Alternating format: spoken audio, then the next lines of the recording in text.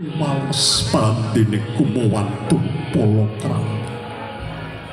nyuwun pangestu Ibu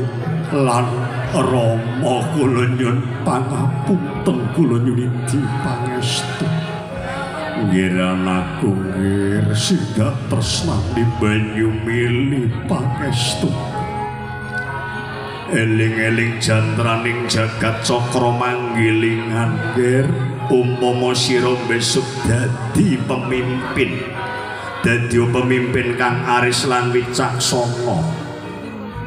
akan temben siji pemimpin Jalatundra ngir tirunen yoga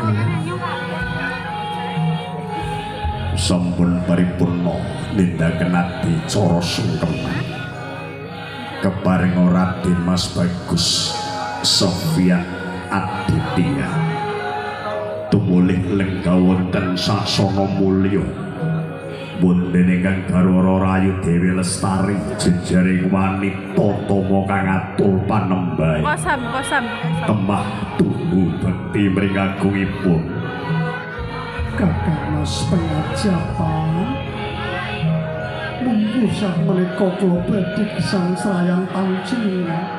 kanthi linambaran katresnan kula jiwaraga kula kapasrahaken tika Kakang Mas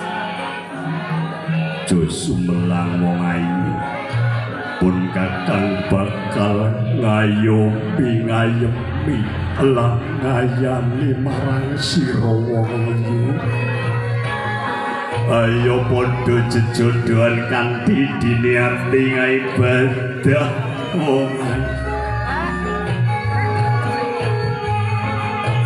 sampun paripurna nindakaken adicara sungkeman